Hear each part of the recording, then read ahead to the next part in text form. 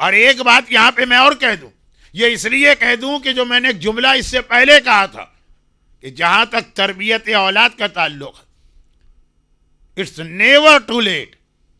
ऐसा कभी नहीं हो सकता कि आप कहें कि अब तो मामला हमारे हाथ से निकल गया। यजीद के बेटे को वो जितनी चीजें अब ब्रिंगिंग ऑफ चिल्ड्रन के हवाले से कही जाती हैं, वो सब एक तरफ, उनकी इंपॉर्टेंस है, उसमें आप लीनियंट नहीं होइएगा। लेकिन आखिर में एक बात याद रखिए कि बहरहाल ह्यूमन नेचर को उनमें से कोई चीज नहीं चाहिए, उसके बगैर भी वो चेंज हो सकती है। यजीद के बेटे को अपने बाप के महल में क्या एटमॉस्फेयर मिला होगा, वहां शराब पी जाती, वहां कभी रिस्क हलाल नहीं आता, वहां पे हर वक्त डांसर्स और सिंगर्स मौजूद रहते हैं, वहां पे नमाज का कोई नाम लेने वाला नहीं, वहां तिलावत कुरान की आवाज ही नहीं आती, वहां पे बेटियों तक को रैप किया जाता है। जो यजीद के पूरा आप कैरेक्टर देखिए, यह है यजीद का महल। शराब, जिना, गिना, यानी ये सिंगिंग, डांसिंग, नमाज कज़ा होना, रिस्क हराम, ये सारे के दरमियान भी यजीद का इतना अच्छा बेटा, सो नाइस, सो गुड हमारे सामने आ गया। यानी अगर कोई आदमी ये समझे कि ड्यू टू एनी रीजन मैंने अपनी औलाद को हमेशा हराम खिलाया है तो अब तो वो चेंज हो ही नहीं सकती, यह गलत। मैंने अपनी औलाद को, कोई भी मेरी उस वक्त मजबूरी होगी, एक्सक्यूज होगा, मैंने हराम एटमॉस्फेयर में रखा है तो अब तो उसको खराब होना ही होना, यह गलत है। यह भी शैतान हमको वीक करता है ये कहकर कि नाउ इट्स टू लेट, सारी जिंदगी मैंने उसे हराम खिलाया, सारी जिंदगी मैंने उसे हराम माहौल में रखा। It's never too late. आज अरबईन का दिन,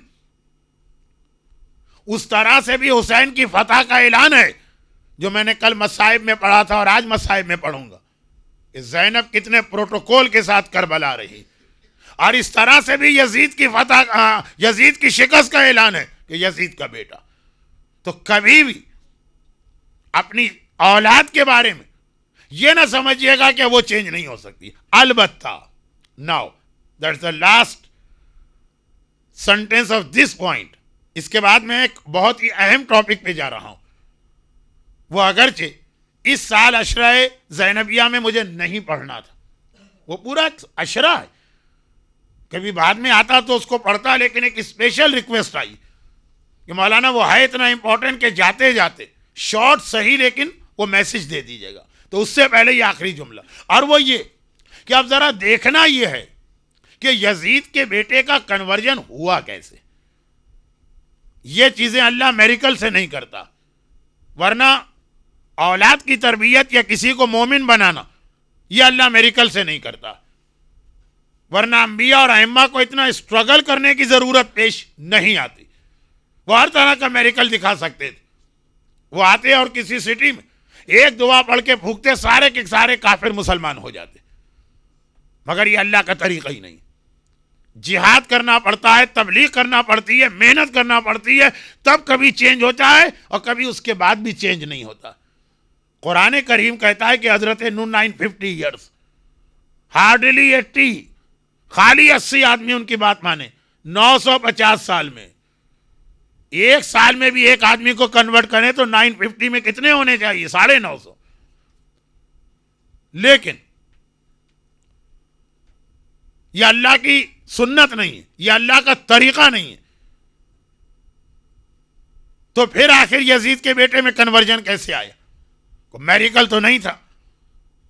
किस चीज, यानी मेरा असल जुमला ये, रिस्क हलाल अपनी औलाद को खिलाए वो ठीक होगी, उसे नमाज और कुरान और दुआए कुमैल के एटमॉस्फेयर में रखी वो सही रहेगी, उसे शराब और गिना और डांस के माहौल में रखें वो बिगड़ेगी। लेकिन सबसे ज्यादा कौन सा फैक्टर एक औलाद पर असर डालता? नॉर्मली तो कहा जाता है मां, फिर बाप, फिर एटमॉस्फेयर। यजीद का बेटा, उसकी मां कौन सी ऐसी नमाज शब की पाबंद होगी? जैसा यजीद वैसी उसकी बीवी, उसका बाप। कहना ही बेकार है यजीद के बारे में, आपका टाइम क्यों वेस्ट करूं। आज तो इसलिए भी टाइम लिमिट है कि मगरिब की नमाज से पहले पहले मजलिस कंप्लीट करना। लेकिन बहुत ही शॉर्ट करके अगर कहा जाए तो रिस्क हराम भी था, सारे बड़े बड़े गुनाह ने कबीरा यजीद के बेटे के चारों तरफ थे। छोटे मोटे गुनाह नहीं, बड़े बड़े गुनाह। हाँ, छोटे भी थे। यजीद दाढ़ी शेव करता था, इसमें भी कोई शक नहीं, और शराब पीता था, इसमें भी कोई शक नहीं। फुराम सगीरा टू कबीरा, हर गुनाह आपको यजीद के महल में मिलेगा। और तो और रसूल की रिसालत का मजाक उड़ाता है, अल्लाह की वहदानियत का मजाक उड़ाता है। अब बचा क्या? कैरेक्टर की खराबी अकीदे की खराबी में कन्वर्ट हुई। ये यजीद ही तो कह रहा है कि लाअबद बनी हाशिम बिल मुल्क फला वह्युन जाअ वला मलकुन नज़ल। अरे क्या नबूवत, क्या प्रॉफिटहुड, एक ड्रामा था जो बनी हाशिम ने सिर्फ इसलिए किया था ताकि उनको गवर्नमेंट मिले, पावर मिले, चेयर मिले, कुर्सी मिले। लेकिन उसके बाद ये ऐसा कैसे बना? Not with the help of any miracle. हां, पता चल गया हमें, और वो था उसका टीचर। चुनाचे जब यजीद के बेटे ने वो खुतबा दिया जिसमें अपने बाप और दादा का पूरा कैरेक्टर दिखा दिया, पब्लिक के सामने कितनी एम्बेरसमेंट हुई इस खानदान को।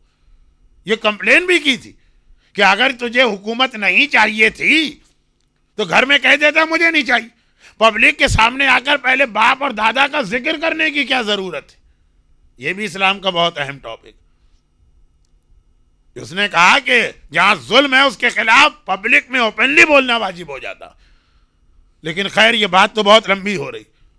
आखिर लोगों ने ट्रेस कर लिया कि what was the main factor which converted Yazid sons to a follower of Imam Ali.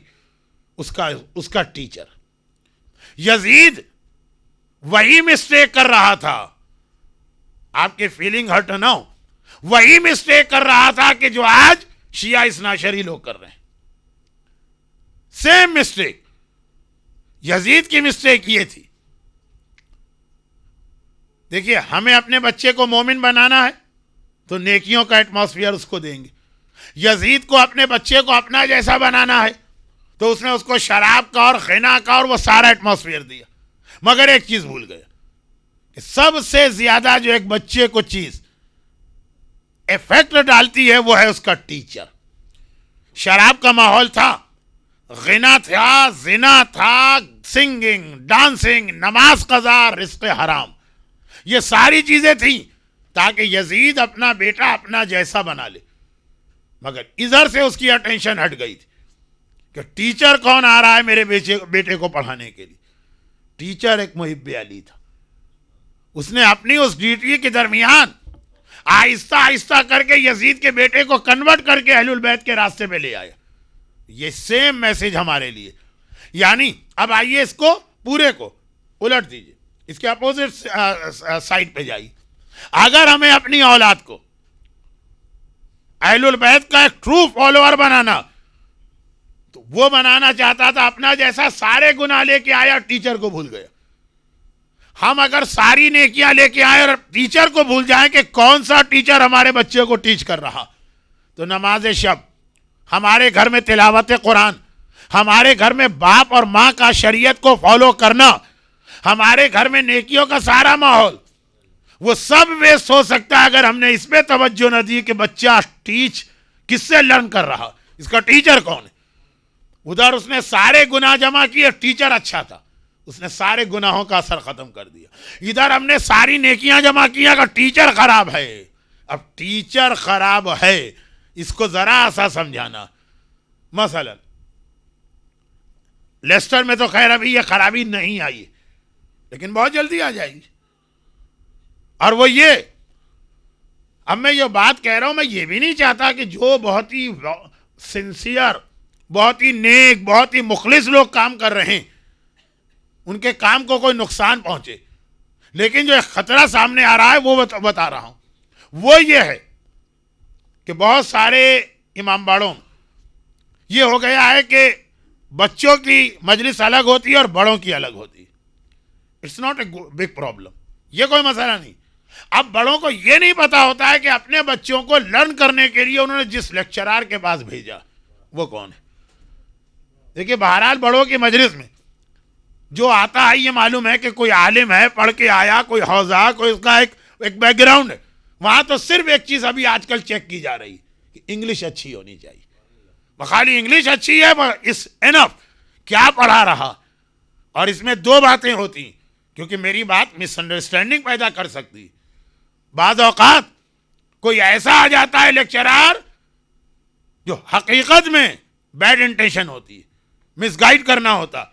कभी बड़ा सिंसियर आता, लेकिन भाई जब उसकी अपनी नॉलेज लिमिटेड है तो वो क्या आगे देगा। तो ये जो है ना टीचर के असरात, मैं उधर असल में तो बात वहां मुझे करना चाहिए थी कि स्कूल और कॉलेज। देखिए, आप देखते होंगे कि आपने अपने बच्चे पे सारा वर्क किया, फिर भी वो बिगड़ गए। इसलिए कि आप सब कुछ कर सकते हैं, टीचर आपके हाथ में नहीं है, वो वहां स्कूल और कॉलेज से उसको बिगाड़ देता। और आप नॉर्मली ये देखेंगे कि बड़े अच्छे अच्छे बच्चे, नोहा, मरसिया, दुआए कुमैल, हर चीज इधर कॉलेज या यूनिवर्सिटी में गए एकदम चेंज हो गए। लेकिन वो टीचर तो खैर, हमारी मजबूरी है कि हम उससे अपने बच्चों को नहीं बचा सकते। उसका एक ही तरीका है कि हमारे पास अपने स्कूल और कॉलेज और यूनिवर्सिटी, और क्वार्टर ऑफ सेंचुरी से ज्यादा खोजा इस नाशिन हजरात को इस मुल्क में हो गए हैं, लेकिन इसकी तरफ कोई किसी किस्म की कोई एफर्ट्स नहीं। लेकिन वो बहुत बड़ा प्रोजेक्ट भी है, ये मुझे मालूम। लेकिन जो छोटा प्रोजेक्ट है, अपना मदरसा और अपने लेक्चर्स, उसमें भी जो मैं 3 दिन से कह रहा हूं, आज बात यजीद के बेटे के हवाले से फिर आ गई। बी अलर्ट, यानी यह जरूरी नहीं है कि रिलीजन के नाम पे हर लेक्चरर सिंसियर भी हो और उसकी नॉलेज भी ज्यादा हो। इसको बहुत ज्यादा वॉच करना होता। वाकई इस हवाले से हमें वॉच डॉग बनना पड़ता, क्योंकि टीचर के असरात इतने ज्यादा। अब मैं नाम नहीं लेता हूं, कोई जरूरत भी नहीं कि हैं ऐसी जमात, पता ही नहीं चलता बच्चे क्या सीख रहे हैं। बाप सेटिस्फाई बहुत होता है बाप कि अगर मैं मुहर्रम के 10 दिन 1 घंटा मजलिस में आके बैठा तो मेरा बच्चा भी 1 घंटा मजलिस में बैठ के आया। लेकिन क्या उसने सीखा?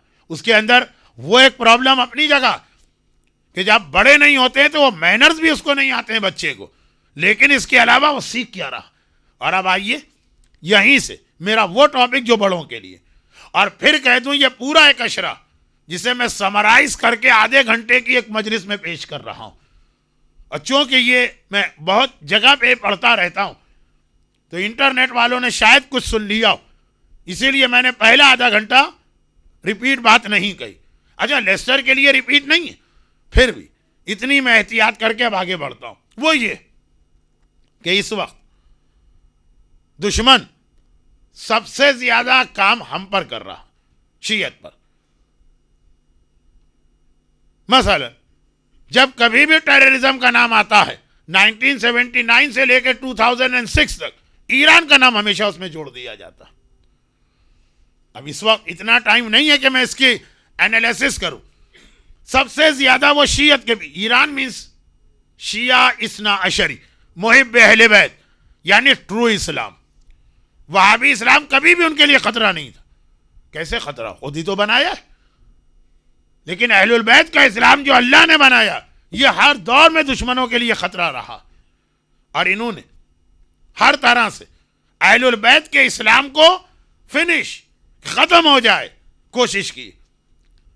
वाकई दुनिया में कोई कौम ऐसी नहीं होगी जो इस तरह से 1300 साल से मुसलसल टॉर्चर का निशाना बन रही हो और उसके बाद भी इतनी स्ट्रांग नजर आ रही हो।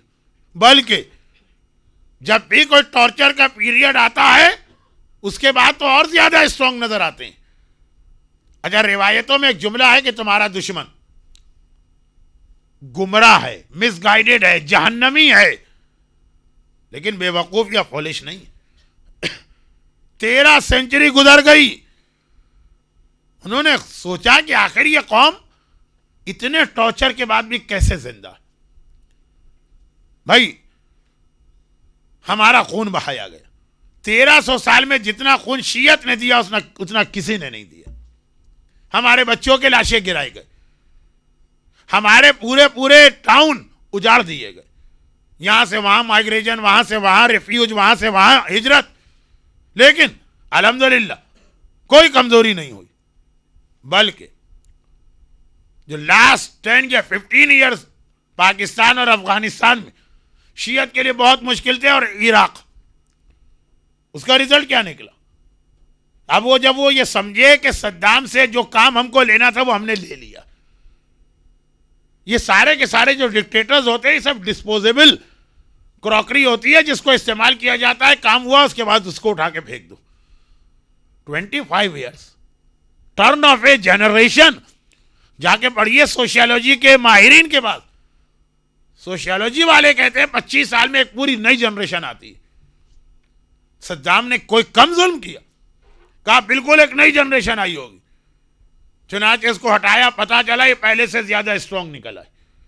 सद्दाम से पहले इतना स्ट्रांग ना था शियत, इस अंदाज कार्रवाई नहीं होता था जैसे आज इराक में मनाया जा रहा, और इसी वजह से टोटल बाइकाट मीडिया पे, हल्का हल्का कहीं आ गया तो आ गया। अफगानिस्तान, और मैं पाकिस्तान की बात करूं, 20 साल हो गए पाकिस्तान में हमारा खून बहते हुए। शियत stronger than before, much much much stronger. एक आध जुमला शायद मैं पहले कह चुका हूं, उसका रिपीटिशन, कोई लंबी बात नहीं, एक आध जुमला। वेस्ट के किसी शहर में कोई एक ऐसा इंसिडेंट हो जाए, पूरे शहर पे सन्नाटा होता है, लगता है कि जैसे वाकई शाम गरीबा या कयामत। लेकिन हमारे यहां इमामबाड़े में बम का धमाका हुआ, वेरी नेक्स्ट आवर जितना मजमा पहले आता था उसका 10 टाइम्स दोबारा आ चुका। मस्जिद के अंदर बम का धमाका हुआ, भाई अब तो 2-4 दिन तक लोग डर के मारे मस्जिद में नमाज नहीं पढ़ेंगे, वेरी नेक्स्ट नमाज के अंदर 10 टाइम्स ज्यादा मजमा आ चुका। 2 साल पहले करबला में आशूर के दिन जब बम का धमाका हुआ तो पता चला कि जो करबला जहां शाम गरीबा नहीं होती है, शाम गरीबा को 10 टाइम्स बड़ा मजमा के जमा हो चुका। तो क्या ये दुश्मन बेवकूफ है? वो जरूर सोचेगा what is the secret behind शियत या सर्वाइवल ऑफ द शियत। एक साहब गुजरे हैं, Charles Darwin, theory of evolution. उन्होंने कहा सर्वाइवल ऑफ द फिटेस्ट, दुनिया में वही रहेगा जो सबसे ज्यादा फिट। मगर what is the secret behind survival of the शियत? हम कैसे बचे? क्या इसलिए कि हम फिटेस्ट हैं? नहीं, हमसे ज्यादा फिट दूसरी कौम है, हम तो वीकेस्ट हैं, हमें तो खत्म हो जाना चाहिए। डार्विन की थ्योरी के एतबार से हमारा नाम मिट जाना चाहिए। वाकन शियों का सर्वाइवल अगेंस्ट लॉजिक है, अगेंस्ट कॉमन सेंस है। लेकिन दुश्मन ऐसा बेवकूफ नहीं है कि घर जाके बैठ जाए कि चलो हम इन्हें खत्म ही नहीं कर सकते। नहीं, उसने कहा कोई सीक्रेट जरूर है। और उसने जब ट्रेस किया, जैसे एक एग्जाम्पल मैं यहां पे अक्सर देता हूं, करबला, हरमुला, आज हुसैन की फतह और यजीद की शिकस्त दुश्मन के पॉइंट ऑफ व्यू से, हमारे एतबार से हुसैन पहले दिन से विक्टोरियस। मगर ये जो करबला का वाकया कंप्लीट हुआ और फिर बाद में मुख्तार ने पार्ट 2 पर रिवेंज लेना शुरू किया। आपको मालूम है ना, एक ही आदमी का नाम था जो चौथे इमाम की जबान पे आ रहा था। जब लोग आके न्यूज देते थे मौला कूफे में आपके बाबा के सारे दुश्मन, कातिल, जुल्म करने वाले पकड़े जा रहे हैं, मुख्तार पनिश कर रहे हैं, ना शिमर का नाम लेते थे, ना उमर साद के बारे में इंक्वायरी करते थे, ना खुली का जिक्र था। हमेशा कहते थे बता हरमुला पकड़ा गया कि नहीं पकड़ा गया। चौथे इमाम सबसे ज्यादा हरमुला करबला में ऐसा दुश्मन बना, इसीलिए कि बाकी जितने जालिम हैं अगर आप उनका जुल्म दुनिया के सामने पेश करेंगे तो आधे लोग कहेंगे कि भाई जंग में तो यही होता है, 2 आदमियों की लड़ाई थी, एक मारा जाएगा एक मारेगा। लेकिन हरमुला का जो एक्ट था अगेंस्ट ह्यूमैनिटी, जंग में यह तो होता है कि अब्बास को मारा जाए, कासिम को मारा जाए, उन्होंने मोहम्मद को मारा जाए, 6 महीने के बच्चे को कभी नहीं मारा जाता। तो हरमुला का क्राइम जो है अगेंस्ट ह्यूमैनिटी। मगर जिस दिन हरमुला को पकड़ा गया और उससे पूछा गया बता करबला में तेरा शेयर या पार्टिसिपेशन क्या था, तो आपको याद है ना उसका जुमला, उसने कहा था कि जैसे ही डॉन ऑफ आशूरा, आशूरे की सुबह हुई, उमर साद मेरे पास आया, कहा कि हरमुला तू अरब का सबसे बड़ा तीरंदाज है, चुनाचे मैं तुझे करबला में कोई छोटे मोटे जंग में या बैटल में इन्वॉल्व नहीं करूंगा, जहां आराम से बैठ जा। बड़े लोग फाइनल स्टेज में बुलाए जाते हैं, जब कभी ये बैटल आउट ऑफ कंट्रोल हो रही होगी तब मैं तुझे बुलाऊंगा। तो सारा दिन आशूरे को मैं आराम से बैठा रहा। सिर्फ 3 मौके ऐसे थे कि उमर साद घबराया था। उमर साद कोई छोटे आदमी का नाम नहीं है, कुछ सोच कर ही यजीद ने उसको चूज किया था इस जंग के लिए। सिर्फ 3 मौके थे, उनमें असगर पहला मौका नहीं है। हरमुला का सबसे बड़ा क्राइम असगर है, लेकिन असगर पहला मौका नहीं है, पहला मौका अब्बास है। और ये आपने मजलिसों में सुना। अच्छा, अब यहां बाज मोमिनीन की एक हैबिट होती, सॉरी टू से कि ये हैबिट मुझे कंफ्यूज कर देती, और वो ये है कि अभी मैं कुछ कहना चाहता हूं तो उन्होंने रिवायत सुनी है, पहले से एक लफ्ज बोल देते हैं। ये यासीन पढ़ने हो तो ये होता है, दुआए कुमैल हो तो, खैर नमाज जमात में तो इस्लाम ने मकरूह कर दिया। खबरदार तुम्हारी आवाज पेश नमाज के कान तक ना पहुंचे, क्योंकि तुम नमाज पढ़ने आए हो, उसको कंफ्यूज करने तो नहीं आए हो ना। जमात में तो ये मकरूह है, हत्ता ये कि अलहम के बाद अल्हम्दुलिल्लाह रब्बिल आलमीन पढ़िए जोर से, लेकिन कोई ऐसा जुमला जब पेश नमाज खुद कुछ रिसाइट कर रहा हो, पढ़ना भी है तो आहिस्ता पढ़िए।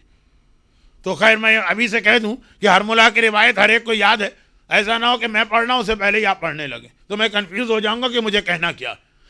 हरमुला पहला तीर, क्या था उसका जुमला?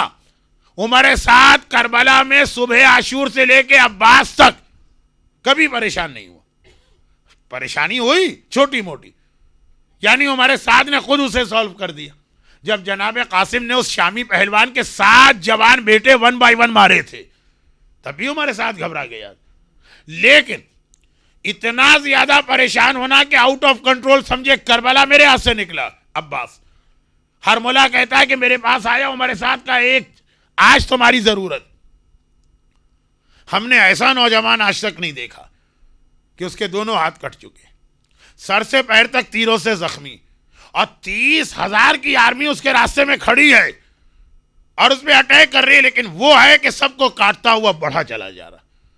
खुद भी जरा सोची, हाथ कट चुके हैं अब्बास के, 30,000 की आर्मी अगर खाली रास्ता रोक के खड़ी हो जाए इस तरह से तो आगे नहीं बढ़ने देगी।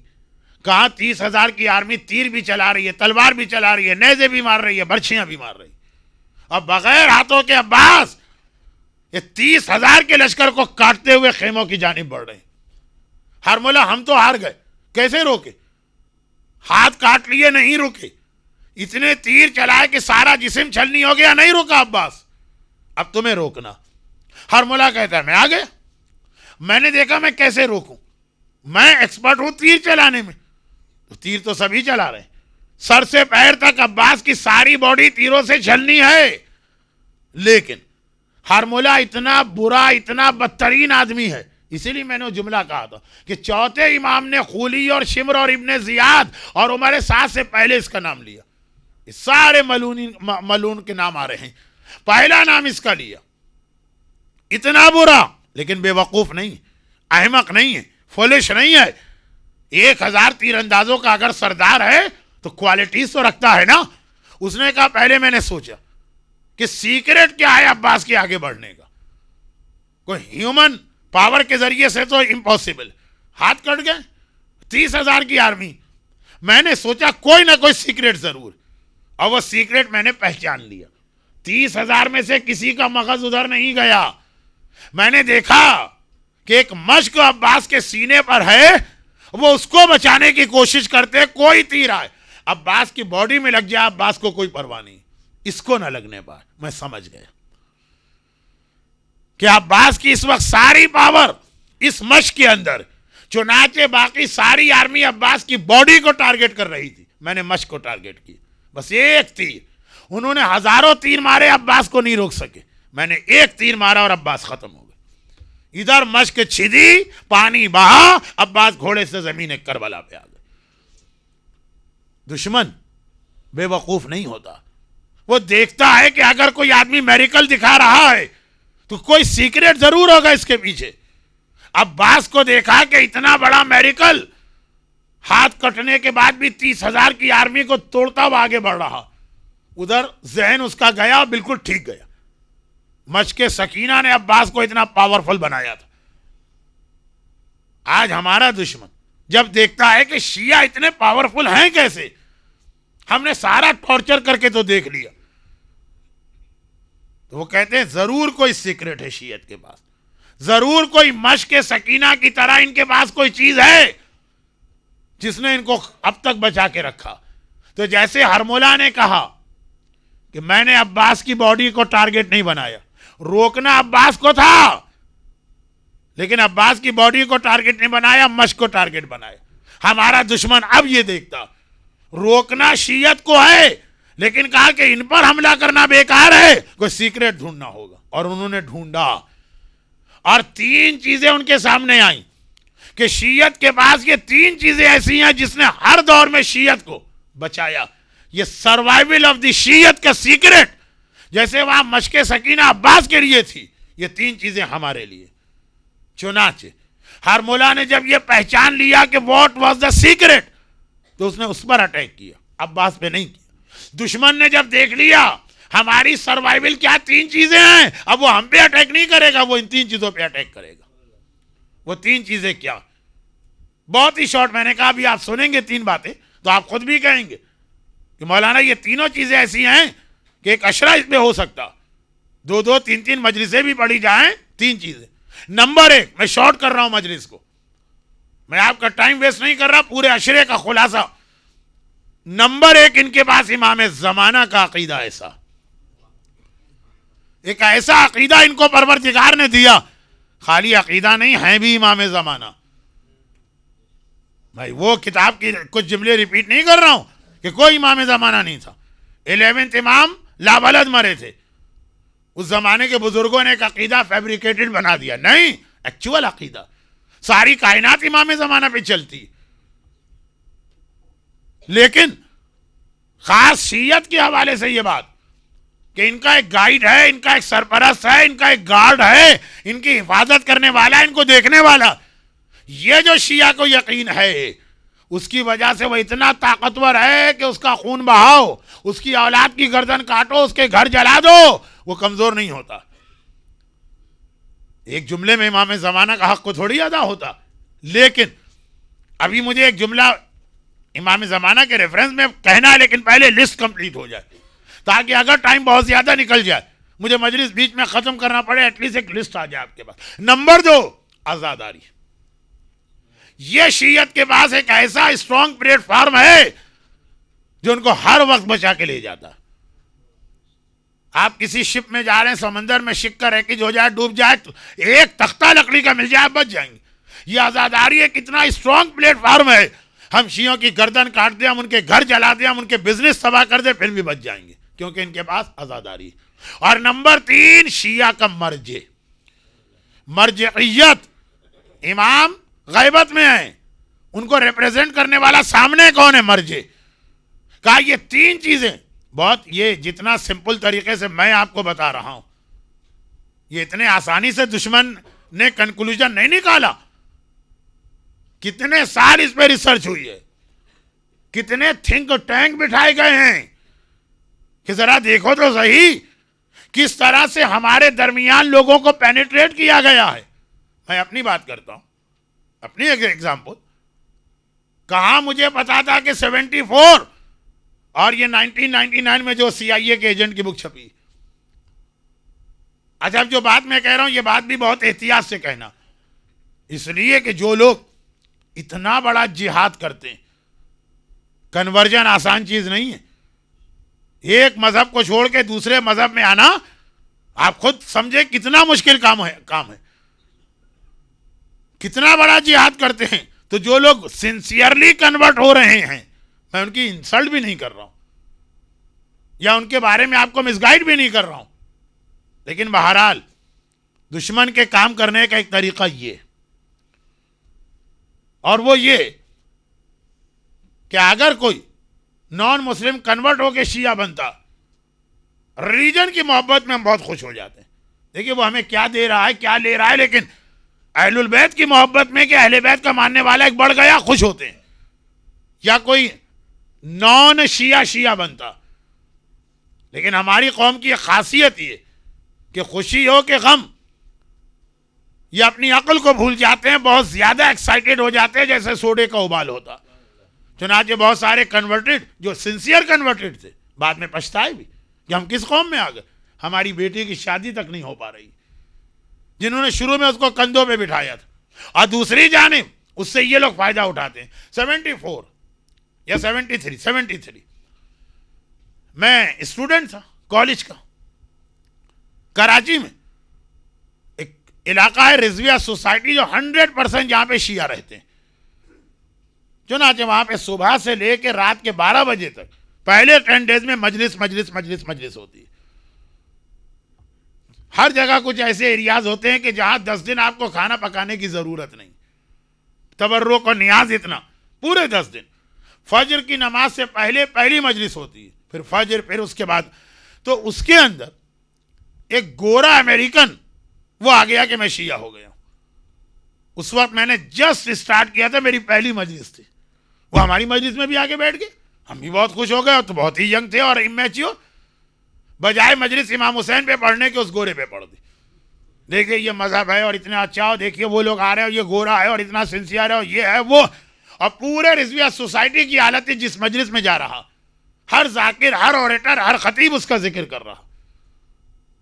आज 1999 में जब वो CIA के एजेंट की वो किताब छपी, जिसमें एक टारगेट दिया है ना कि 2010 तक शीयत की मरजइयत को खत्म कर देना, पूरा एक ब्लू प्रिंट है। और 2010 जो फिक्स करके रखा है कि जब ये आएगा तो उस वक्त तक शिया अपने मर्जे को छोड़ चुके होंगे। उसमें ये लिखा कि ये एनालिसिस कैसे किया हमने, मरजइयत की ताकत को कैसे समझा, आजादारी की इंपॉर्टेंस को कैसे समझा, साफ है उसके अंदर उस आदमी का। 73 में मैं शिया बन के कराची की रिजविया सोसाइटी में गया था। और ऐसे बेवकूफ हैं ये शिया लोग कि इस तरह से और उस तरह से और उस तरह से ऐसी मेरी खिदमत कर रहे थे जो वाकई मुस्तहक भी नहीं होती। और उसी में ये पाकिस्तान का एक इलाका है कोयटा, वहां की लेडीज बहुत सख्त हिजाब करती हैं। तो एक गोरी औरत वहां शिया बन के उन औरतों के दरमियान गई, हजारा कबीले में पेनिट्रेट किया। वो तो जो करेंगे सो करेंगे। मैं अपनी कौम की बात बता रहा हूं कि जिस साल वो आया था उस साल कराची की अक्सर मजालिस का टॉपिक ना इमाम अली था ना इमाम हुसैन थे, गोरा शिया हो गया। और एक नहीं, ऐसे कितने वाकयात हमने देखे। पाकिस्तान में आजकल जो एक नारा बुलंद हुआ है, ये भी उसी ने तो बुलंद किया ना जो गैर शिया वहाबी से कन्वर्ट हुआ। लोगों ने सर पे बिठा लिया कि कितना सिंसियर आदमी, और उसने आके इतना बड़ा प्रॉब्लम पैदा किया पाकिस्तान की शियत में। मैं उसकी डिटेल में नहीं जा रहा हूं, 5:45 हो गया टाइम। लेकिन छोटी सी बात, उसने ये नारा बुलंद किया कि आज तक जितने शिया लोग नमाज पढ़ने सब गलत। सही नमाज तो ये नमाज, ये कोई ऐसी हिडन इबादत तो है नहीं कि किसी को ना पता हो। हमारे बाप, हमारे दादा, हमारे परदादा हर किताब में, हर मर्जे में, हर हदीस में कई सारी नमाजें गलत। नमाज का सही तरीका तो मैं बताता हूं, ऐसा तरीका जो सारे मराजे के अगेंस्ट चले। मर्जे को रखें एक तरफ, क्या हमारे बाप की सारी नमाजें गलत थी, दादा की सारी नमाजें गलत थी? कहते यस, और लोग उसकी बात मान रहे हैं। जो नया तरीका नमाज का आया उसी को अडॉप्ट कर रहे हैं। अगर कोई इमाम जमात जो यहां रेसिडेंस आलिम कहलाते हैं वो नए तरीके की नमाज ना पढ़े, उनको फौरन निकाल देते हैं। कभी कभार मैं सोचता था कि यजीद के जमाने के मुसलमान कैसे बेवकूफ थे, इतनी चेंज आ गई उनके सामने और चुप बैठे रहे। हमने अपने जमाने के शियों को देखा कि उनके सामने नमाज जैसी इबादत चेंज हो रही है। भाई अगर हज वज में कोई चेंज आ जाए तो हज के मसले नॉर्मली लोगों को मालूम ही नहीं होते। नमाज जो बचपने से लेके बुढ़ापे तक हर आदमी ने पढ़ी है, सुनी है, देखी है, और आज एक आदमी आके जो कन्वर्ट हुआ है, जिसे अभी यही पता नहीं कि दीन अहले बैत क्या है, नारा लगाता है नमाज गलत। वो इसी बात और इसी को बेस बनाकर आगा सिस्तानी को कंडेम किया जाता है। हमारे यहाँ आगा खामेनाई के नाम पे लानत के फिक्रे बुलंद होते हैं। आगा खुई और इमाम खुमैनी, आगा हकीम और आगा बुरजर्दी की तौहीन की जाती। कि ये रसूलुल्लाह वाली नमाज ये पढ़ ही नहीं रहे, तो अपनी एक बना के नमाज पढ़ रहे, हमारे सामने ये हो रहा। आप कहेंगे कि जी हम लोग तो इससे महफूज है, अल्हम्दुलिल्लाह आप महफूज, लेकिन आपके लिए दूसरा प्रॉब्लम इंतजार कर रहे हैं। लेकिन मैं कह रहा हूं कि हमारी आंखों के सामने, यानी इतने बेवकूफ है बात जगह के साहिबान ईमान, ये भी नहीं देख रहे कि जो आदमी ये बात कर रहा है उसकी अपनी नॉलेज क्या,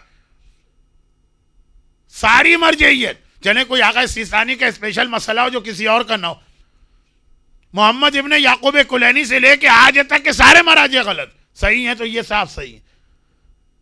अब मैं यहां पे उर्दू ही बोलने पे मजबूर हूं। जुमा 8 दिन की पैदाइश, ये कन्वर्जन बाज़ औक़ात मसला बन रहा, साफ अंदाजा होता है कि वो कन्वर्ट हुए नहीं है, उन्हें हमारे दरमियान प्लांट किया गया। लेकिन मैंने कहा ना कि इसकी वजह से जो सिंसियर कन्वर्टी है उनकी तौहीन नहीं है, उनकी पूरी हेल्प हमको करना। आपकी नॉलेज में भी होगा और मैं भी जानता हूं कि कितने ऐसे हैं नॉन शिया जो शिया होने को तैयार है, मगर इसलिए नहीं होते कि उनकी बेटी से कोई शादी नहीं करेगा, किसी ऑर्गेनाइजेशन का उनको मेंबर नहीं बनाया जाएगा, वो यहां के भी नहीं रहेंगे, यहां के भी नहीं रहेंगे। खैर ये तो बहुत लंबी बात हो रही है ना।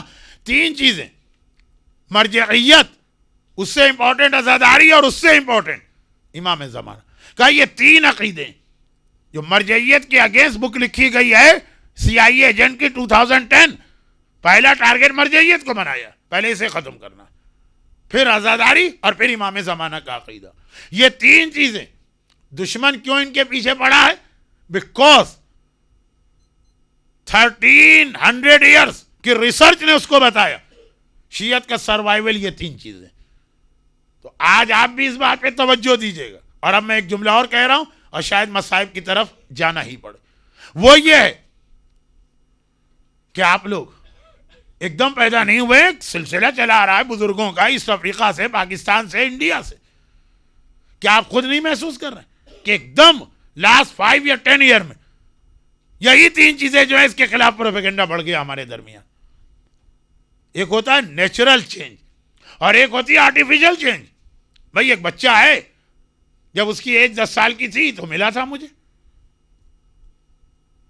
10 साल बाद मैंने देखा एकदम वो चेंज हो चुका है, बदल चुका है, लेकिन नेचुरल चेंज। और एक होता है कि इतना चेंज होता है कि यकीन ही नहीं आता।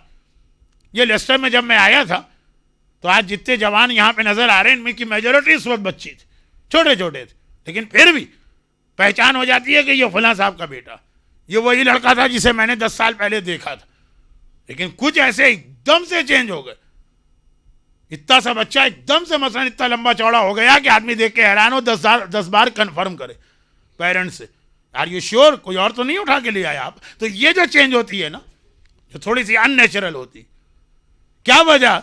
इमाम ज़माना, मरजइयत, आज़ादारी हमेशा से शियत के पास थी।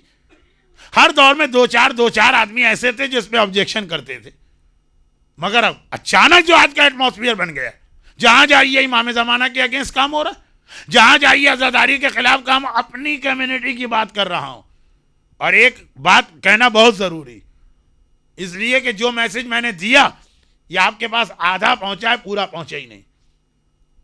क्योंकि जब मैंने कहा कि मरजइयत के अगेंस्ट, तो आपके जहन में वो लोग आ गए जो महाराजे को बुरा भला कहते हैं, वो लोग नहीं आ गए जो महाराजे से मोहब्बत करते हैं, जबकि वो भी इसी कॉन्सिपरेंसी का एक हिस्सा।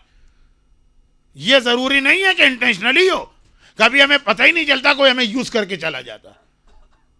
जैसे मैंने अभी जो 2-3 मिसालें कोट की, रिजविया सोसाइटी के अंदर जो एक अमेरिकन मुसलमान हुआ, सारे शिया जो उसको सर पे बिठा रहे थे, इसलिए नहीं कि शिया जो थे ये सिंसियर नहीं थे, नहीं, ये यूज हो गए उसके हाथों। अब जो असल जुमला है मुकम्मल, नहजुल बलागा के आखिर में मेरे मौला का एक फरमान, वो मेरी इस तकरीर का क्लाइमेक्स है, और शायद उसी पे बात खत्म करना पड़े। हालाका फिया रजुलान, हालाका फिया रजुलान मुहिब्बुन गाल व मुबग़िज़ुन क़ाल। मौला कहते मेरे बारे में 2 किस्म के लोग हलाक हुए, मर गए, मारे गए। 2, एक वो दुश्मन जो हर चीज पर ऑब्जेक्शन कर रहा, वो वहाबियत कह लीजिए और या अलकायदा कह लीजिए, अली की हर फजीलत पर उसे एतराज। अगर हम कहेंगे दुश्मन अली तो आपके जहन में यही लोग आएंगे ना, लेकिन ये आधा मैसेज। अली ने कहा 2 किस्म के लोग मेरे दुश्मन हुए, एक मुबग़िज़ुन क़ाल, बुग़्ज़ रखने वाला जो हर चीज में कील व काल कर रहा, ऑब्जेक्शन कर रहा, वह मुहिब्बुन गाल, और वो मोहब्बत करने वाला जो गाली है, जैसे नुसैरी जिसने खारजी की तरह अली को वाजिबुल कत्ल समझा वो भी गुमराह है, और जिसने नुसैरी की तरह अली को खुदा माना वो भी गुमराह है।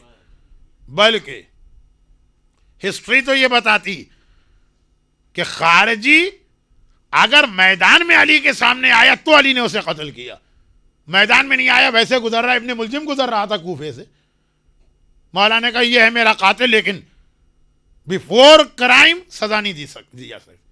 खारिजी जिनका कहना है अली काफिर और वाजिबुल कत्ल हैं, उन्हें अली ने कुछ नहीं कहा जब तक कि वो मैदान में ना उतरे, लेकिन गाली जो अली को खुदा कहते हैं, अली ने उनको अपने सामने आग में डाल के जला दिया। ये बर्दाश्त नहीं कर सकता अली।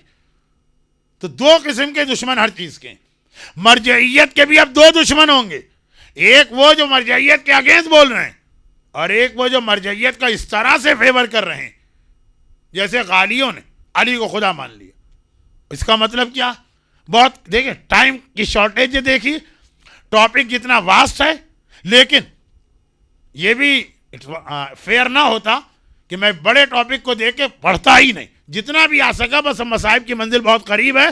कंक्लूजन, दो तरीके हैं मरजइयत के अगेंस्ट जाने के, एक यह है कि सच्चे मर्जे के खिलाफ जबान खोलो, दूसरा यह है कि सच्चे मर्जे के चारों तरफ झूठे झूठे मराजे बना दो, कहो ठीक है हम आगा सीसानी का एहतराम करते हैं, और आगा शेख जवाद तबरेजी का एहतराम करते हैं, और आगा शेख वहीद खुरासानी का एहतराम करते हैं, और आगा तक़ी बहजत का एहतराम करते हैं, और आगा खामेनाई का एहतराम करते हैं। 8-10 तो सही नाम लो, 2-4 ऐसे लोगों का नाम मिला दो जो मर्जे ही नहीं, और एक लिस्ट बना दो हम सारे मराजे का एहतराम करते हैं।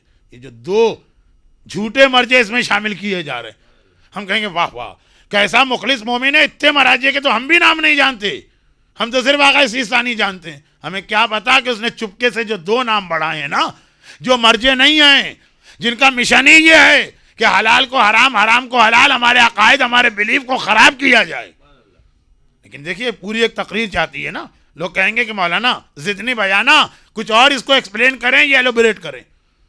कल ही मेरा एक जुमला कुछ लोग नहीं डाइजेस्ट कर पाए कि आलिम सही भी आलिम गलत भी, लोगों ने रिजल्ट निकाला, फिर हमें किसी आलिम के करीब नहीं जाना, दुश्मन कामयाब हो गया। तो यही चाहता था, उसने गलत आलिम बिठाए इसीलिए हैं ताकि सही आलिम को लोग भूल जाएं।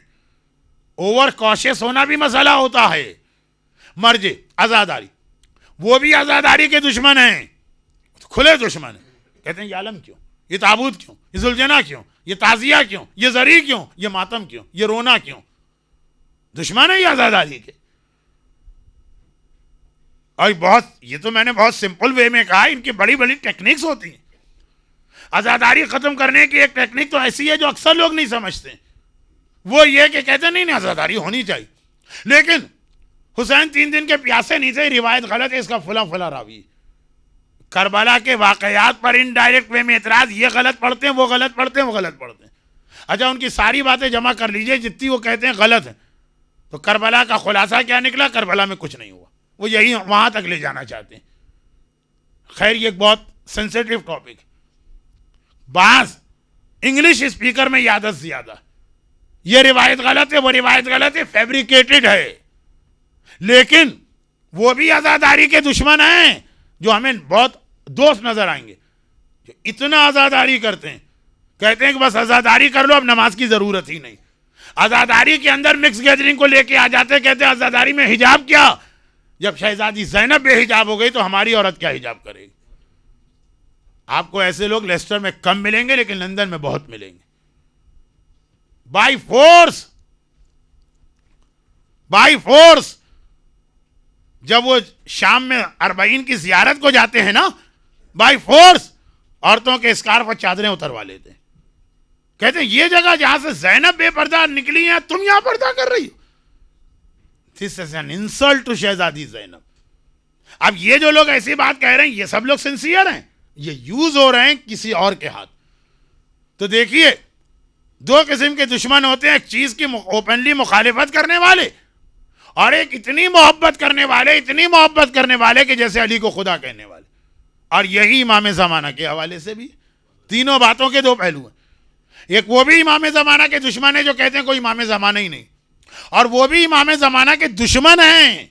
जैसा मैंने कहा कि जरूरी नहीं है जो हमारे सामने आए वो दुश्मन, वो यूज हो सकता है किसी और के हाथ। वो भी इमाम ज़माना के दुश्मन जो इमाम ज़माना से मुलाकात को एक खेल बना देते हैं। इमाम ज़माना से गैबत में मुलाकात पॉसिबल है, इतने सारे उलमा की हुई है, मगर वाई इमाम ज़माना ने अपने फोर्थ नायब अली इब्ने मोहम्मद सुमरी को 328 और 329 हिजरा में जो लेटर लिखा कि अब तुम हमारे आखिरी डायरेक्ट रिप्रेजेंटेटिव हो, अब अगर कोई दावा करे वो हमसे मुलाकात करता है तो झूठा है।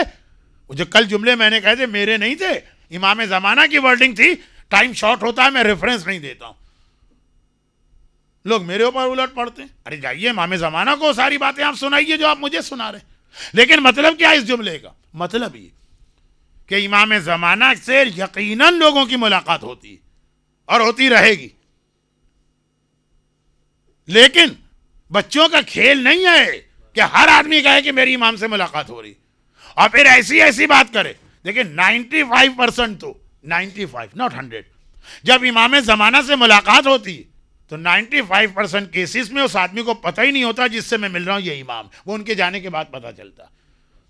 देख लीजिए आप किताबें, अल्लामा हिल्ली हैं, शेख तूसी हैं, शेख मुफीद हैं, खुद इस मफाती में सैयद रश्ती का वाकया है जिनकी इमाम ने आके हेल्प भी की और मैसेज भी दिया कि ज़ियारत आशूरा पढ़ा करो, और वो सब देख रहे हैं कि मेरिकल हो रहे हैं, जहन जा ही नहीं रहा। जब इमाम चले गए, एज सुन एज इमाम डिसअपियर, तब याद आया तो इमाम। तो 95% तो इमाम इस तरह मिलते हैं, और 5% ऐसी मुलाकात भी है कि सामने वाले को पता चल गया, लेकिन उसमें कोई बात इमाम ऐसी नहीं कहेंगे जो अगेंस्ट शरीयत हो या अगेंस्ट 11th इमाम से सुन्नत हो। मसलन मैंने कल एक जुमला कहा था, उसके पीछे एक पूरा बैकग्राउंड है। इंडिया में दावे हो रहे हैं कि इमाम हमारे पास आते हैं, पाकिस्तान में लोग ये क्लेम कर रहे हैं, ईरान में बहुत बड़ा ग्रुप है, इराक का मुझे नहीं पता, बहरीन में है, दुबई में है, कतर में है, मस्कत में, इंग्लैंड में है, नॉर्थ अमेरिका में। और कौन लोग? ये बड़े बड़े उलमा और मराजे नहीं, जिनसे कन्फर्म है इमाम मिले, शेख बहजत, तकी बहजत एक मर्जे हैं, उनसे पूछिए, वो कहते हैं नहीं, यानी ऐसा जवाब देते हैं। और किन से मुलाकात हो रही, और जब मुलाकात होती है उसका रिजल्ट क्या निकलता? मसलन अभी जद्दा में मैं हज पर गया था, 8-10 मोमिनीन को देखा परेशान है। आप क्यों परेशान है? कहा मौलाना हमारी शादी को 10 साल हो गए, 12 साल हो गए, 15 साल हो गए। मैं समझा औलाद नहीं हो रही होगी। कहा नहीं मौलाना, पता चला हमारा निकाह ही गलत था, आज तक हम बगैर निकाह की जिंदगी गुजारे, औलाद तो ढेर सारी हो गई। यहां आपके यहाँ 1-2 बच्चे होते होंगे, वहां तो बहुत बच्चे होते हैं। भाई ये कैसे पता चला आपका निकाह गलत? कहा हमारा जॉब छूट गया तो हमारे जद्दा में फला मोमिन है, उनके पास इमाम आते हैं, बड़े अच्छे मोमिन इमाम आते हैं। इमाम ने कहा इन सब के निकाह गलत है, इसलिए इनके घर में बरकत नहीं। और निकाह किसने पढ़ा? आयतुल्लाह खुई और आयतुल्लाह सिस्तानी के वकील ने, जिनके पास 12 मराजे की तरफ से इजाजत है कि सही निकाह पढ़ सकते हैं। और ये साहब कहते हैं कि इमाम ने आकर कहा कि ये निकाह गलत। अच्छा, इत्तेफाक से वो आलिम भी जरा से स्ट्रांग थे, ऐसा नहीं हम जैसे नहीं कि आपने सुना दिया हम चले गए चुपचाप। वो आप पहुंच गए उनके घर, निकालो कहाँ है तुम्हारा ये अकीदा, कब आया इमाम तुम्हारे पास? अब वो घबरा गए, कहा नहीं वो ये हो गया और वो हो गया और वो हो गया और वो हो गया। लेकिन आम आदमी जो इस तरह से दावों से बेवकूफ बन रहा, को वेट होना चाहिए उस आदमी में जो कहे इमाम मेरे पास आए। बल्कि इस वक्त शिया दुनिया के 3 बहुत बड़े मर्जे, उनमें से एक है, वन ऑफ देम आयतुल्लाह उलुज़्मा शेख जवाद तबरेज़ी, आगा खुई के फर्स्ट बैच के शागिर्द, जो आज खुद मर्जे। और ऐसे मर्जे हैं कि पूरा कुम का हौजा उन पे चलता है, यानी समझिए हौजे के वो वाइस चांसलर ज़ईम। उनकी बुक में यह मसला छपा हुआ है कि जिससे इमाम मिलेंगे वो कभी कहेगा नहीं, और जो हर जगह कहता फिर रहा है दैट मीन्स उससे इमाम मिले नहीं। शिया तारीख में 1400 साल में सिर्फ 2 आलिम ऐसे हैं जो एट विल इमाम से मिल सकते थे, एक शेख, एक मुक़द्दस से अर्दबेली और एक सैयद मेहदी बहरुल उलूम, बस 2 बहुत बड़े बड़े उलमा। इनका मैं तारुफ कराऊं तो आधा घंटा चाहिए। तो ये इस किस्म का, जो कल इंप्रेशन बना कि इमाम से मुलाकात नहीं हो सकती, जिसकी लपेट में शेख मुफीद से लेके आगा खुद सब आ रहे थे, उससे मुराद ये थी कि अगर कोई क्लेम करे कि इमाम मुझे मैसेजेस देते हैं और इमाम ये बात कहते हैं और वो कहते हैं, इन जर्नल कोई ऐसा मैसेज दें जो ऑलरेडी किताबों में हो तो ठीक है। जब अल्लामा हिल्ली से मुलाकात हुई थी ना, और अल्लामा को एक मसला समझ में नहीं आ रहा था कि ये मसला तो किताब में, इसका सोर्स क्या, तो इमाम मिले थे, लेकिन उस वक्त तक पता नहीं था ये इमाम ने कहा कि ये इसका सोर्स ये हदीस, लेकिन ये हदीस मैं खुद नहीं बता रहा हूं, पहले से किताब तहजीब में शेख तूसी की फुला पेज पे मौजूद। तो कोई नई चीज ऐसी इमाम नहीं बताते। अब देखिए वक्त इतना नहीं है कि मैं इस तफसील में जाऊं, मगर ये याद रखिएगा कि करबला की एक्चुअल फतह उस दिन है जिस दिन इमाम ज़माना जाहिर होकर अपनी हुकूमत कायम करेंगे। करबला का जिहाद दो फेज में है, एक वो जिहाद है जो हुसैन और ज़ैनब ने किया, और फिर यही जिहाद कंप्लीट करेंगे जमाने के इमाम। करबला के जिहाद का मकसद है दुनिया से जुल्म का खात्मा। तो ऐसा स्टेज कब आएगा जब दुनिया में जुल्म बिल्कुल नहीं रहेगा, और यमलउल्लाहु बिहिल अर्ज़ क़िस्तम व अदला कमा मौलिया जुल्म व जौरा। वो कौन है जिसके जरिए अल्लाह सारी दुनिया से जुल्म का खात्मा करके क़िस्त और अदल इंसाफ, वो जमाने का इमाम। करबला का मिशन वहां मुकम्मल होगा। आज करबला का एक फेज मुकम्मल हुआ, और वो ये कि हुसैन की बहन हुसैन को बताने आई। यहां पे मेरे एक मरहूम उस्ताद थे, ये कोई मैं रिवायत नहीं पढ़ रहा हूं, जो करबला की स्टोरी, अगर इसको हम 28 रजब को अपने अल्फाज में बनाएं, जिसको टेक्निकल जबान में कहते हैं जबान हाल, मेरे एक मरहूम उस्ताद थे, वो ये बहुत पढ़ा करते थे कि 28 रजब को जब, या उससे पहले गवर्नर मदीना ने हुसैन को बुलाया था अपने महल में, सारे जवाना ने बनी हाशिम गए थे, लेकिन जब वापस आए थे तो जितनी देर हुसैन बाहर रहे, और यह भी पता है कि यजीद के गवर्नर ने बुलाया, सबसे ज्यादा परेशान और बेचैन कौन बीबी थी? सानिया ज़हरा ज़ैनब कुबरा। जितनी देर हुसैन गवर्नर मदीना के पास गए, ज़ैनब का दिल किसी काम में नहीं लग रहा। इधर हुसैन घर में एंटर हुए, देखा कि ज़ैनब सहने मकान में बेचैनी और बेकरारी से टहल रही, और बार बार हाथों को उठा के अल्लाह से इस्तिग़ासा करती, खुदाबंदा मेरा भैया सलामत और खैरियत से यहां पहुंच जाए। और जैसे ही हुसैन को घर में एंटर होते देखा, ज़ैनब शुक्र के सिजदे में गिर पड़ी, शुक्रन लिल्लाह मेरा भैया आ गया। हाथ जोड़कर कहूंगा शहजादी, ये तो चंद घंटों का सेपरेशन था जो आपसे बर्दाश्त न हुआ। करबला की असरे आशूर जब हुसैन ने कहा होगा, ज़ैनब बहन अलविदा, मेरा आखिरी सलाम लो, अब सारी जिंदगी का साथ छूट रहा। अब जरा सोचिए कि जब हुसैन वापस आए, ज़ैनब ने शुक्र का सिजदा किया, तो क्या ये ना पूछा होगा, भैया ये तो बता दे गवर्नर ने मदीना ने तुझे क्यों बुलाया? और हुसैन, जैसे इब्राहिम ने ज़बह का वाकया देखा लेकिन इस्माइल को बताना जरूरी समझा, कहा ज़ैनब गवर्नर ने मदीना ने मुझे बुलाया था ताकि मैं यजीद की बैयत करूं। ज़ैनब ने घबरा के कहा, भैया तेरा रिप्लाई क्या था? कहा, ज़ैनब बहन ये बता दे कि मेरा रिप्लाई क्या होना चाहिए। ज़ैनब कहती है, भैया तू इमाम वक्त है, तू इमाम ज़माना, मैं क्या बताऊं? नहीं ज़ैनब तुझे बताना पड़ेगा, बता मैं क्या रिप्लाई दूं। ज़ैनब ने कहा, भैया तू मुझसे सवाल कर रहा है कि मेरा इम्तिहान ले रहा? क्या मुझ में और तुझ में कोई फर्क है? जो तेरा नाना रसूल खुदा है वही मेरा नाना, जो तेरा बाबा है वही मेरा बाबा, जो तेरी माँ है वही मेरी माँ, जो खून तेरी रगों में है वही खून मेरी रगों में, जो दूध तूने पिया है वही दूध मैंने पिया है। हाँ अगर कोई फर्क है तो इतना कि हुसैन के सर पे बाबा अली का मामा है और ज़ैनब के सर पे अम्मा फातिमा की चादर है, और तो कोई फर्क नहीं है ना। हुसैन ने कहा, नहीं ज़ैनब इम्तिहान नहीं ले रहा, बता मेरा रिप्लाई क्या हो। बस अब ज़ैनब को जलाल आ गया। अली की बेटी ने एक बार कहा, भैया तू और फासिक और फाजिर की बैयत करे, मना कर दे, कह दे यजीद से बैयत नहीं करना है। हुसैन कहते हैं लेकिन अगर मना करूंगा तो इसकी प्राइस बहुत बड़ी देना पड़ेगी। ज़ैनब क्या तैयार है? अली की बेटी ने पूरे जलाल के साथ कहा भैया बता क्या इम्तिहान देना, क्या कुर्बानी देना? कहा ज़ैनब एक मैदान नहीं 2 मैदान फतह करना है, एक करबला का मैदान और एक शाम का मैदान। ज़ैनब ने कहा भैया कोई बात नहीं है, दोनों मैदान फतह करेंगे, बल्कि ऐसा कर ले कि आधा काम तू कर आधा काम मुझे दे दे। करबला का मैदान तू फतह करना, शाम का मैदान ज़ैनब फतह करेगी। लेकिन भैया एक बात तो बता दे, करबला में ज़ैनब हर जगह तेरा साथ देगी, क्या शाम में तू ज़ैनब का साथ देगा? मुझे नहीं मालूम आका क्या जवाब देते। मैं होता तो कहता शहजादी आका का जिस्म तो करबला में रह जाएगा, मगर नोके नेज़ा पे कटा हुआ सार कूफे और शाम की हर मंजिल पे बहन का साथ देगा।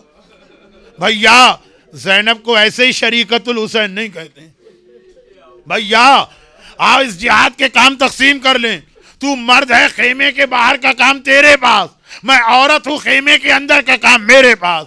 शहीद को तैयार करके मैं भेजूंगी, घोड़े पे तू सवार कराना, शहीद का लाशा तू लेके आना, उस पर सफे अज़ा मैं बिछाऊंगी। और भैया ऐसा करते हैं, बच्चे भी तकसीम कर लेते हैं, लड़के तेरे हवाले, लड़कियां मेरे हवाले। असगर लड़का है तेरे साथ करबला में रहेगा, सकीना लड़की है मेरे साथ शाम में रहेगी। भैया असगर के गले में तीर लगेगा वो तेरी गोद में होगा, सकीना के रुखसार पे तमाचे लगेंगे और गोशवारे छीने जाएंगे, उस वक्त वो मेरी गोद में होगी। भाई और बहन में तय हो गया। आशूर तक हुसैन ने करबला का मैदान फतह किया और अब अरबईन का दिन आया, ज़ैनब शाम का मैदान फतह करके तो आई। लेकिन एक जुमला जो कल रात मैंने नहीं पढ़ा था, जब शाम से निकल रही है तो रह रह के ज़ैनब को एक ख्याल आ रहा है, मेरी बच्ची अकेले में घबरा न जाए। शाम के अंदर कहा सज्जाद बेटा ऊंट का रुख फेर ले, तू तो दरवाजे की जानिब जा रहा है। सज्जाद ने कहा फूफी अम्मा तो कहाँ जाऊं? कहा कि नहीं कैद खाने की जानिब जाओ, अभी कैद खाने में एक आखिरी मिशन और जिहाद बाकी है। इधर कैद खाना नजर आया। ज़ैनब एक बार सकीना की नन्ही से कब्र पे पहुंची, हाथ रखकर कहा बेटी तेरी फूफी बड़ी शर्मिंदा है, तुझे साथ लेके आई थी और अकेला छोड़ के जा रही है, लेकिन बेटी घबराना नहीं, ये तेरी फूफी ज़ैनब का वादा है, मैं वापस शाम आऊंगी, कयामत तक तेरे साथ इसी शाम में रहूंगी। और इस दौरान शाम की औरतें जमा हो गई, हाथों को जोड़ा, शहजादी हमारे लिए कोई काम? कहा ये नन्ही बच्ची है, कभी अकेले नहीं सोई है, ये रात को डर न जाए, रोजाना मगरिब के वक्त इसकी कब्र पे चिराग जला देना। और यही पैगाम लेके ज़ैनब करबला पहुंची। कहा जो रिवायत कल आपने सुनी थी उसे अब पूरा सुनिए कि अब ये काफिला शाम से निकला, एक वो मंजिल आ गई जहां 2 रास्ते हैं, एक मदीना जाता है, एक करबला जाता है। ज़ैनब ने कहा सज्जाद ये ऊंट मदीने के रास्ते पे क्यों गया? सज्जाद ने कहा फूफी अम्मा वहां नाना का रोजा है, अम्मा की कब्र है, हमारा घर है। कहा नहीं सज्जाद मैं नाना के रोजे पे बाद में जाऊंगी, मैं अम्मा की कब्र पे बाद में जाऊंगी, मैं अपने घर बाद में जाऊंगी, पहले माजाए को सलाम करना है, मेरी सवारी को करबला ले जाओ। और अरबईन का दिन था, करबला का मैदान, हुसैन की शहादत की खबर फैल रही है। पैगंबर के एक सहाबी जाबिर इब्ने अब्दुल्लाह अंसारी को पता चला मेरा आका हुसैन मारा गया, अपने एक दोस्त को साथ लिया, कहा मुझे करबला ले चलो। जाबिर बहुत एजेड हैं, जाबिर बहुत बूढ़े हैं, एक बार आंखों से साफ नजर भी नहीं आता। करबला के पहले जाहिर जो आज करबला पहुंचे और अपने साथी से कहा मुझे हुसैन की कब्र पे ले जाओ। उसने कहा जाबिर यहाँ तो पता ही नहीं चल रहा हुसैन की कब्र कहाँ है, कब्रें बनी हैं लेकिन कोई जरी नहीं है, कोई कतबा नहीं है, पता ही नहीं चल रहा। जाबिर ने कहा अच्छा तो कब्रों के बीच में मुझे खड़ा कर दो। जाबिर कब्रों के बीच में खड़े हुए, चारों तरफ देखा, जो जियारत अभी आपने पढ़ी है ना, आवाज दी अस्सलामु अलैका या अबा अब्दुल्लाह, अस्सलामु अलैका या इब्न रसूलिल्लाह। एक कब्र से आवाज आई व अलैका सलाम या साहिबा जद्दी, आए मेरे नाना के साहबी, तुम्हें मेरा सलाम हो। जाबिर घबरा के कहते हैं मुझे इस कब्र तक ले जाओ, यहीं तो मेरा आका सो रहा है, यहीं तो मेरा आका दफन है। हुसैन की कब्र पे आए, बेख्तियार कब्र पे गिरे, इतना रोए, गश आ गया। जैसे ही गश आया, आज चेलुम का दिन, जैसे ही गश आया, ख्वाब में हुसैन नजर आए, सर से पैर तक तीरों से जख्मी हुसैन नजर आए। कहा जाबिर जल्दी से मेरी कब्र छोड़ के चले जाओ। जाबिर घबरा गए, आका मुझसे क्या गुस्ताखी हो गई, आका आप मुझसे नाराज क्यों हैं, आप मुझे अपनी कब्र से क्यों हटा रहे हैं।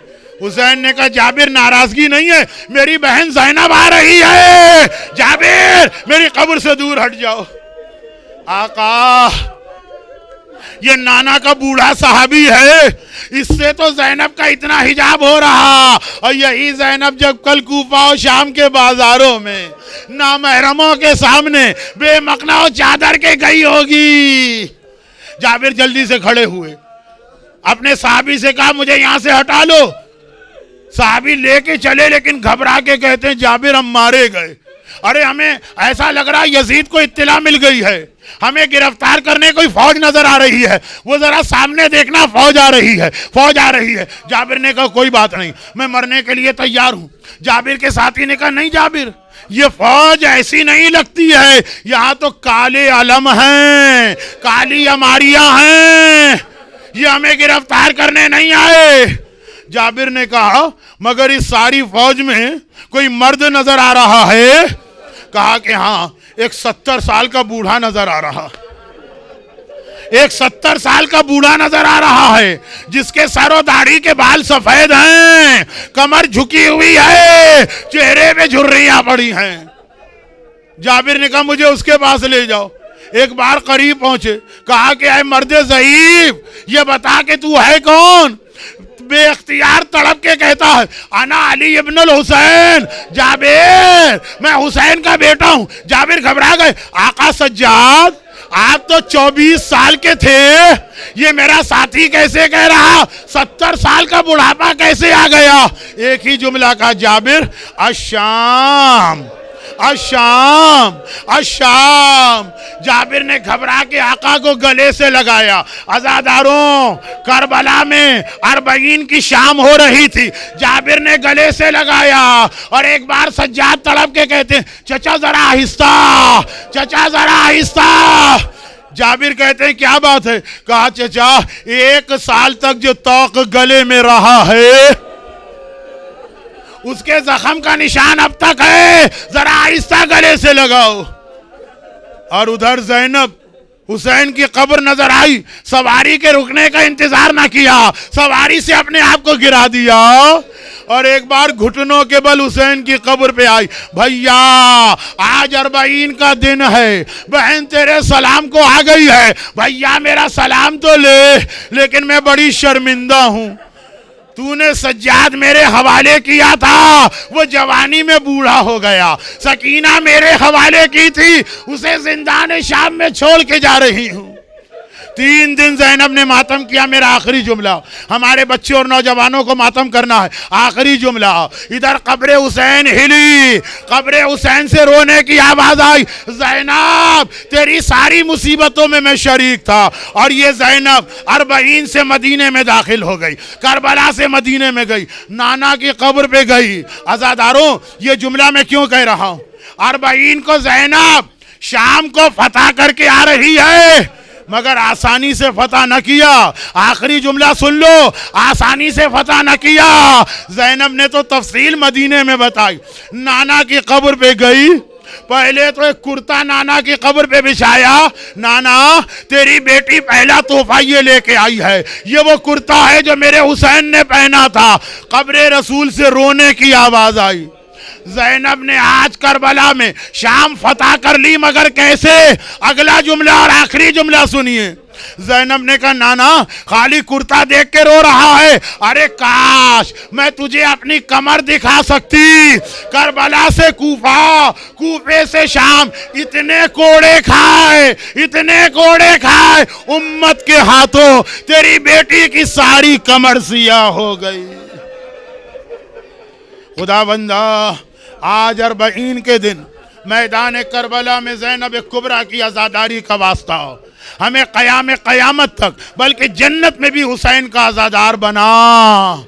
परवरदिगारा जिस मकसद के लिए हुसैन ने कुर्बानी दी, हमें उस मकसद पे अमल करने और अगर ज़रूरत हो तो अपनी औलाद भी कुर्बान करने का जज्बा अता फरमा। परवरदिगारा ज़ैनब के उन मसाइब का वास्ता जिसमें करबला से शाम के कोड़े भी शामिल हैं, आज जो मोमिनीन और मोमिनात हैं उनको हर परेशानी से महफूज फरमा, इनकी सारी हाजतें पूरी फरमा। हमारे तमाम बीमारों खुसूसन कैंसर के मरीज मोहम्मद हुसैन और अली भाई, इन सबको शिफाए कामिला अता फरमा। ज़ुहूर इमाम में ताजील फरमा। मातम हुसैन। सादात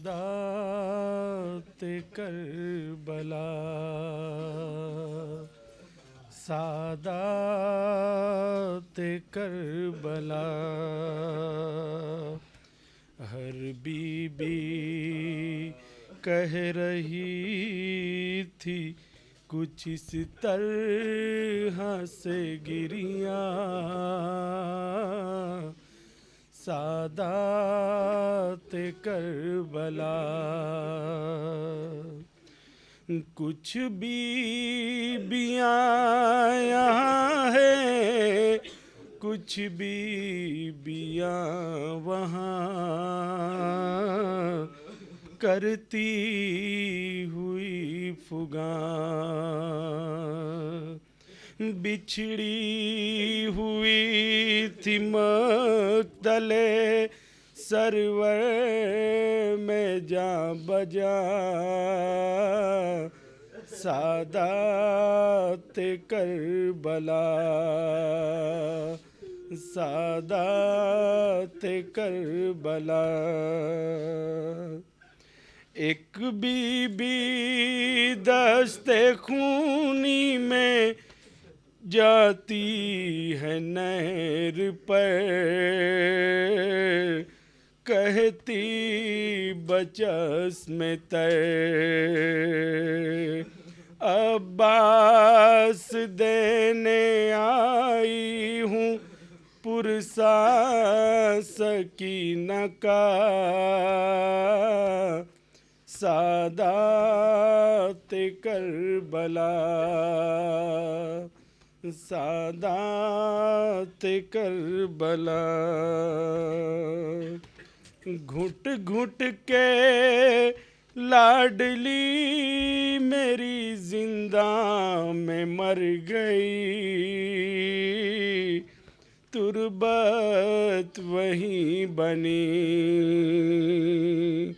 भैया वो कैद से न हुई मर के भी जुदा, सादात करबला, सादात करबला। अकबर की कब्र पर यूं हुई ले लनो हगर, देखा न साल भर, देखा न साल भर, आई हूँ कैद शाम से अब हो के मैं रिहा, सादात करबला, सादात करबला।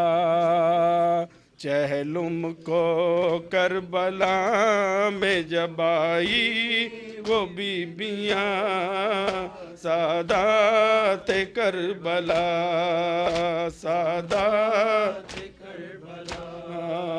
बानू ये बन करती थी मेरे बेजुबां, माँ ढूंढे अब कहाँ, माँ ढूंढे अब कहाँ, माँ ढूंढे अब कहाँ, बतला दे है कहाँ मेरा असगर है करबला, सादात करबला, सादात करबला।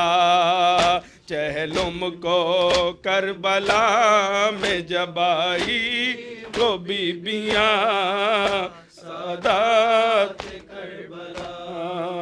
कुर्बान तेरे ऐ मेरे माजा ए बेवतन, मजबूर थी बहन, मजबूर थी बहन, मजबूर थी बहन।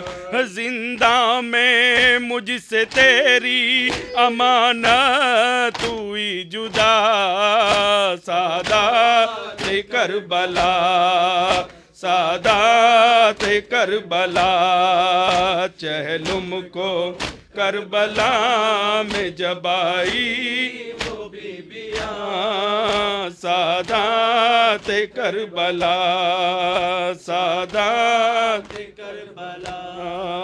रोते हैं खासो आम तेरा सुन के ये कलाम, ऐ शाह के गुलाम, ऐ शाह के गुलाम, ऐ शाह के गुलाम। नौहा तेरा अनीस है मकबूल बारगाह, सादात करबला, सादात करबला। करबला में जब आई तो बीबियाँ सादात करबला। वो लाखों तमाशाई बेपर्दा फूफी बहने, कैसे न लहू रोए बीमार की फिर आँखें। रेहान मेरा मौला रोता ही रहा है, हाय सज्जाद हाय ज़ैनब, हाय सज्जाद हाय ज़ैनब। सज्जाद न भूले जीते जी बाजार में जाना ज़ैनब का, सज्जाद न भूले जीते जी बाजार में जाना ज़ैनब का, सज्जाद न भूले जीते जी बाजार में जाना ज़ैनब का, सज्जाद न भूले जीते जी बाजार में जाना ज़ैनब का। चादर जो न थी तो बालों से, चादर जो न थी तो बालों से, चेहरे का छुपाना ज़ैनब का, सज्जाद न भूले जीते जी बाजार में जाना ज़ैनब का, सज्जाद न भूले जीते जी बाजार में जाना ज़ैनब का। चादर जो न थी तो बालों से, चादर जो न थी तो बालों से, चेहरे का छुपाना ज़ैनब का, सज्जाद न भूले जीते जी बाजार में जाना ज़ैनब का, सज्जाद न झीले जीते जी बाजार में जाना ज़ैनब का। नेज़े से गिरा था खाक पे सर, रुकता ही नहीं था नेज़े पर, नेज़े से गिरा था खाक पे सर, रुकता ही नहीं था नेज़े पर। देखा न गया जब गाजी से, देखा न गया जब गाजी से, वो अश्क बहाना ज़ैनब का, सज्जाद न भूले जीते जी बाजार में जाना ज़ैनब का, सज्जाद न भूले जीते जी बाजार में जाना ज़ैनब का। नेज़ों पे शहीदों के सर थे, कोठों से बरसते पाथर थे, नेज़ों पे शहीदों के सर थे, कोठों पे बरसते पत्थर थे, दिल टुकड़े टुकड़े करता था, दिल टुकड़े टुकड़े करता था। गाजी को बुलाना ज़ैनब का, सज्जाद न भूले जीते जी, बाजार में जाना ज़ैनब का, सज्जाद न भूले जीते जी, बाजार में जाना ज़ैनब का। अम्मा के लिए बाबा के लिए रोती थी हसन की खातिर भी, अम्मा के लिए बाबा के लिए रोती थी हसन की खातिर भी। परदेस में आके ताज़ा हुआ, परदेस में आके ताज़ा हुआ, हर जख्म पुराना ज़ैनब का, सज्जाद न भूले जीते जी, बाजार में जाना ज़ैनब का, सज्जाद न भूले जीते जी, बाजार में जाना ज़ैनब का। 18 बिरादर हो जिसके, हाथों में रस्म क्यों कर उसके।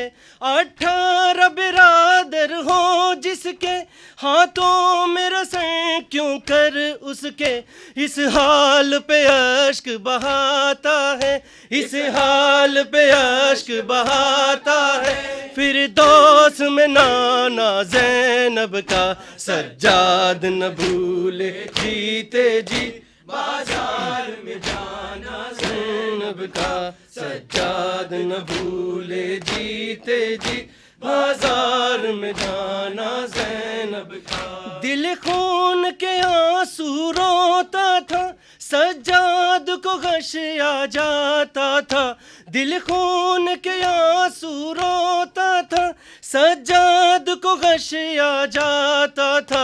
सरनंगे शाम की गलियों में, सरनंगे शाम की गलियों में, वो ठोकर खाना ज़ैनब का, सज्जाद न भूले जीते जी, बाजार में जाना ज़ैनब का, सज्जाद न भूले जीते जी, बाजार में जाना ज़ैनब का। सब भाई भतीजे मार गए, दस्ते गुर्बत में मार गए, लूटा गया आलम गुर्बत में, लूटा गया आलम गुर्बत में। अल्लाह खजाना ज़ैनब का, सज्जाद न भूले जीते जी, बाजार में जाना ज़ैनब का, सज्जाद न भूले जीते जी, बाजार में जाना ज़ैनब का,